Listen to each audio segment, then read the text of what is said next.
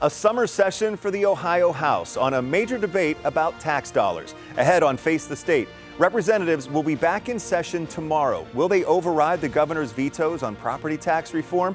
He says he used his veto power to protect school funding. State Representative David Thomas joins me to talk about what's at stake and why he believes you should keep more of your money. Also, a temporary reprieve for Haitian immigrants living in Springfield under temporary protected status. How a court ruling gives them a little breathing room to figure out their next move. Plus, the brand new effort to keep younger drivers safe and alive on the roads. 10 TV's Dom Taberry sits down with Governor Mike DeWine to talk about major changes to driver's ed requirements, what it will now take to get a driver's license, and why the governor is personally invested in it.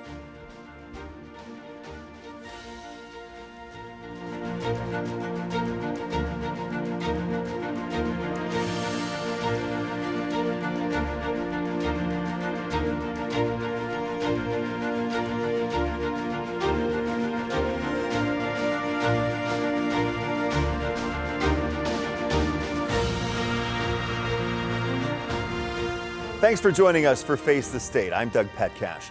The battle over public school funding and property tax relief goes back to the State House tomorrow. In 24 hours from now, the Ohio House will be in session to try to override Governor Mike DeWine's line item vetoes on property tax reform. This session is tomorrow at 11 a.m. at the State House. The House needs a 3/5 majority to override a veto. The governor said he vetoed the line items to protect students and schools from the impacts of lost funding. The House will meet in the Senate chambers because of work going on the air conditioning in the House side of the State House. The Senate would also have to override the vetoes with a 3/5 majority. The governor vetoed a line item that would have capped the amount of revenue school districts could carry over to the next year at 40%. Under the Republican plan, districts would have to give any amount over that back to property owners, with exceptions for capital improvement projects. The governor also vetoed a provision that would ban schools and local governments from levying certain property taxes, including emergency and replacement levies, without voter approval. The governor said he is forming a working group to come up with long-term solutions for property tax relief. 10 TV sat down one-on-one with the governor this past week and asked his thoughts on the House going into special session to take on his line item vetoes.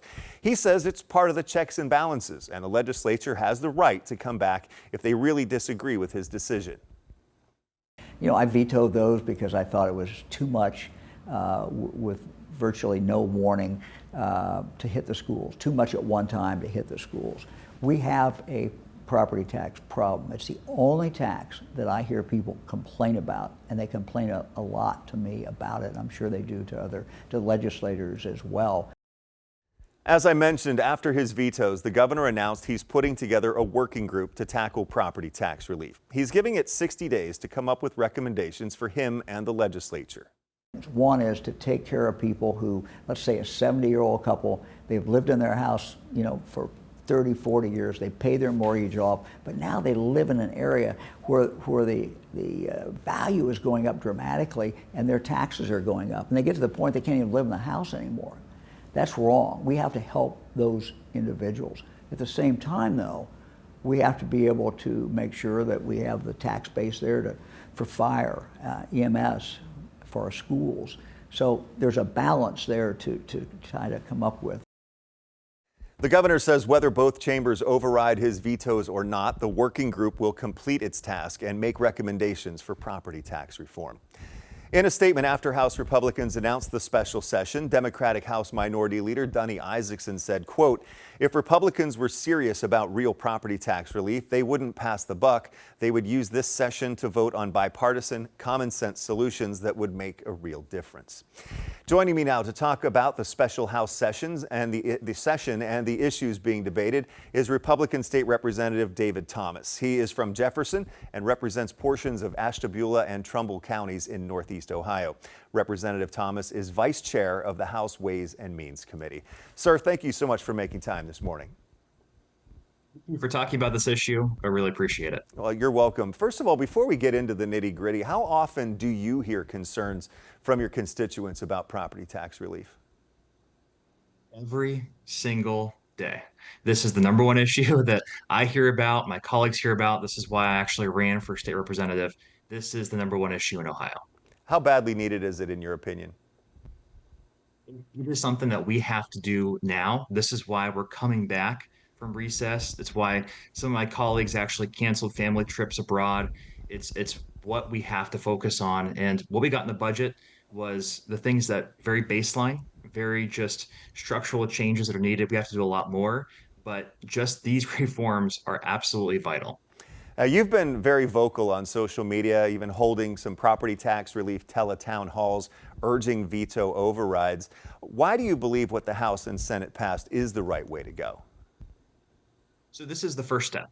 This is essentially changing some of the structural issues with the property tax system as kind of our first layer that we can then build upon for additional reforms that are needed. These are things that were actually recommended out of the study committee that was done last year in the legislature. I was not a member, but I testified in front of the committee. We gave about 22 or so different ideas. These are some of those. We're putting them into action now, and these are kind of the things that we do. And then we do even stronger needed relief and reform efforts for our property owners. The governor vetoed the measures over concerns it will hurt students and schools. Superintendents have expressed major concerns, especially over the 40% revenue carryover provision. How do you respond to the critics who say that that part of the plan will hurt schools? The governor, I heard in the opening, said that this was kind of out of the blue for schools, then we'll have time to react. Anyone that receives a property tax bill knows that we've been growing in a crisis. And the fact that the legislature last year did a study committee, these were recommendations in the study committee, and then now we're actually acting on them. I think that's what we should be doing. We should actually be moving forward with needed reforms. So this is not out of the blue by any means. It was actually out of the blue that the vetoes occurred. So schools have known that changes need to happen. If you believe that our property owners are paying too much on their property tax bills, I think folks would then realize we need to actually lower those. And schools are the biggest chunk of the property tax bill.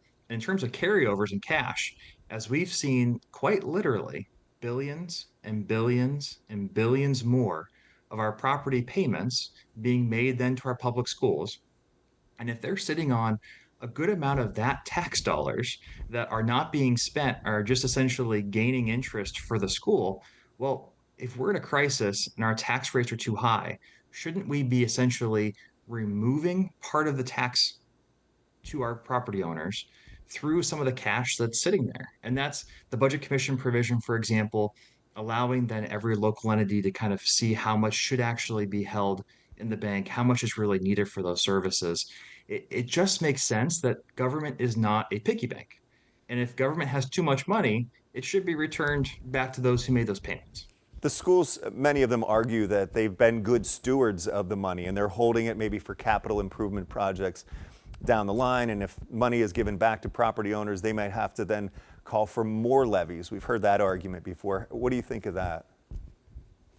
So I've frankly been very surprised that we're essentially going back and forth over um, local governments not wanting to actually ask their property owners for higher taxes. The money that's in bank accounts and the money that has been paid by our property owners really spiking over the last 5 years. The property owners did not approve that. That's part of higher property values and part of the tax bill being tied directly to those property values. So I don't think it's revolutionary at all to say if you want significantly more money, you should be asking your voters, your property owners for that. I don't think that that's a bad way to run your government. And if anything, I think that builds trust with your taxpayers. What doesn't build trust is essentially continuing to force our property owners to pay higher and higher amounts every year and telling them, well, this is just what the system is and you've got to pay it over. That's not really helping the homeowners. I believe you're talking also about the one part of the line item vetoes that he vetoed, eliminating the authority for local governments and schools to pass emergency and replacement levies. So what would the alternative be for the needed funding if that were the case? Transparency and taxation. So local governments will go to their voters, and the voters will clearly see, is this a levy that's a new levy? It will increase my taxes. Or is this a levy that's a renewal levy and it'll keep my taxes the same? removing all of that different kind of confusing and different types of language in levies that really don't directly tell the voter what's happening, gives the voter that control, and they'll know, do I want to increase my tax bill or would I like it to be the same? And the same goes for the 20 mil floor provision that he had vetoed as well. If the voters are approving taxes, all of that should be counted towards a minimum tax rate that the schools are guaranteed. We shouldn't be having minimum rates that spike and go up with values on top of additional levies and revenue that the schools are receiving also. Representative Thomas, how much are these legislative efforts motivated by the fact that a grassroots group is working to put a constitutional amendment on the ballot to abolish all property taxes in Ohio? So I can tell you this is why I ran for the office. We were working on these reforms and these ideas before that effort. That effort is very real. I bring them up in every single local government conversation that I have by telling folks, we're trying to reform the system to make it more relatable to the voters. There's a strong effort that's gained signatures in nearly every single county across the state. And if they're successful, which I couldn't blame the senior that the governor had mentioned for saying this system is working against me. I'm just going to get rid of it. I sympathize completely.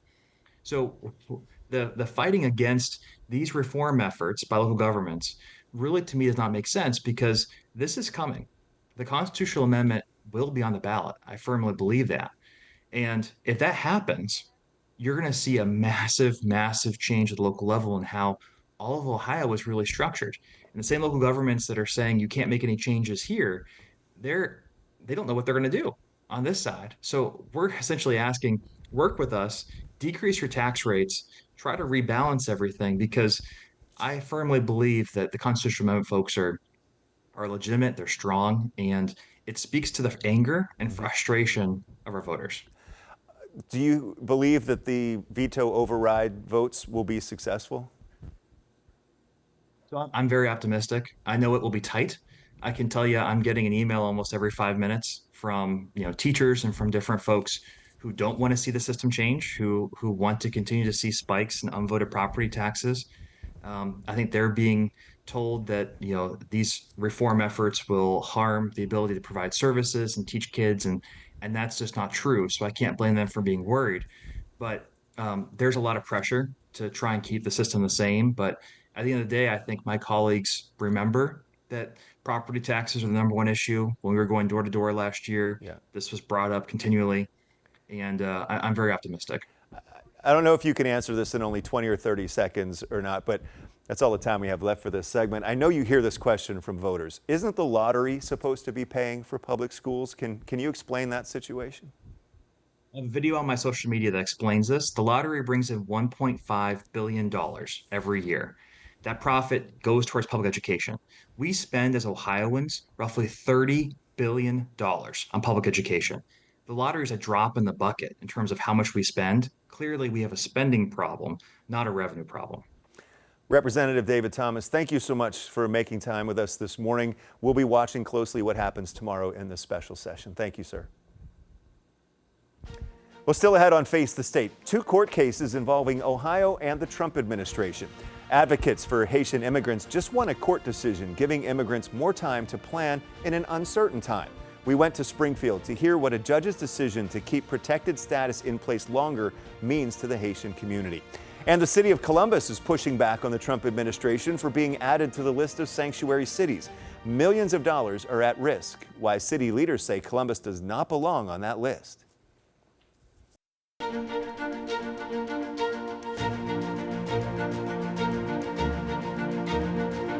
Welcome back. The city of Columbus is suing the Trump administration for putting Columbus on the list of sanctuary cities.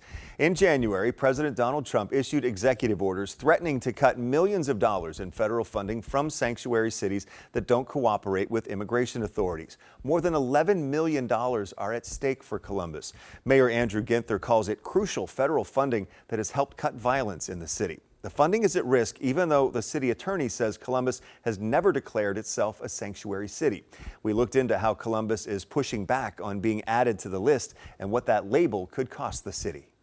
We're not a sanctuary city, and we've always been guided by the executive order that I issued in 2017 that City Council then codified. That's what Columbus Mayor Andrew Ginther told me in late January. That executive order states city resources will not be used to enforce federal immigration policies unless there is a crime, court order, warrant, or arrest. The mayor's office said they believe that keeps Columbus in compliance with state and federal requirements. There is a duty for all law enforcement to exercise and to exercise those warrants to get violent criminals off the street. But we're also not an arm of federal law that we go out and do day-to-day routines. We don't have CPD going out and doing IRS enforcement. Columbus joined the federal lawsuit on July 8th, along with 49 other cities, including San Francisco, Minneapolis, and Chicago. In a news release, Mayor Ginther said, "We are joining this suit to sustain crucial federal safety funding that has helped to curtail violence in our city. This funding should not be jeopardized when our actions have been entirely within the law." I don't want to hurt Columbus. I want Columbus to thrive. Columbus has so much opportunity. But Ohio Senator Bernie Moreno claims the city has not followed federal law. Cleveland, Columbus, and Cincinnati have made it very difficult for us to advocate for them to get federal funding when they're thumbing a nose at federal law. It shouldn't be that way. It can't be that way. Is that true? Is Columbus thumbing its nose at federal law? I mean, I can honestly say I have no idea what Bernie Moreno is talking about. And I welcome a conversation with Senator Moreno. And it's certainly something that I support as city attorney for our law enforcement to join with all federal agencies to identify violent criminals who are in our community or anywhere in the state of Ohio, how we can get them locked up and put them behind bars. If the court allows the cuts, Klein's office says the city could lose $4.1 million in Department of Justice grants for crime reduction initiatives and other programs. It could also lose $7 million in Department of Homeland Security counterterrorism funding.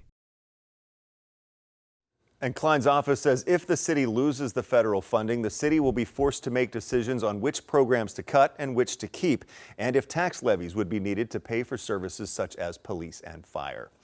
Now to another lawsuit involving Ohio and the Trump administration and immigration issues. A court ruling is giving a sense of relief for the large number of Haitian immigrants in Springfield, even if that is temporary. A federal judge ruled the Trump administration cannot end temporary protected status for them in early September. I went to Springfield the other day to find out what the ruling means to the Haitian community right now and what's next. A conversation, a comforting space, a connection to resources. That's what the Haitian Support Center offers Haitian immigrants who come here as they work to integrate into the workforce and the community. Executive Director Viles Dorsonville says the court ruling is a reprieve for the estimated 12 to 15,000 Haitians in the Springfield area. Know what the community was going through in terms of folks trying to figure out as quickly as possible what they should do. The court ruling came out, it was like a relief for the community. In late June, Secretary of Homeland Security Kristi Noem announced temporary protected status, or TPS, for Haiti would end on September 2nd. Immigrants could lose their right to work and be deported. Haiti has been plagued by gang violence and poverty since a catastrophic earthquake in 2010. DHS argued the conditions in Haiti had improved enough for Haitians to return home safely, and that temporary protected status is meant to be just that, temporary. A few days later, a federal judge ruled Noem does not have the authority to end TPS early, and that the most recent extension of TPS until next February 3rd will stand. Do you think it's safe to send people back to Haiti? Absolutely not. Dorsonville expects more court challenges to extend temporary protected status beyond next February 3rd, while the community now prepares for the February deadline and the legal process to play out in the present. The support center staff is looking to the future. They plan to renovate this old firehouse into a new facility. We want to work towards turning it into a community center, where they can help people like they do in the current space. We just continue to do what we have to do. At the end of the day, we have to continue to thrive, even in the midst of this challenging time. Dorsonville says they hope to move the Haitian Support Center to its new location within a year. Meantime, the White House says the Trump administration will appeal the court ruling. Still ahead on Face the State. The highest fatality rate is not the 16-year-old or the 17-year-old. Highest fatality rate is the 18 and 19-year-old. The new law raising the bar for getting behind the wheel. Two men who know the pain of losing a loved one in a car crash talk about the latest move to keep drivers safe.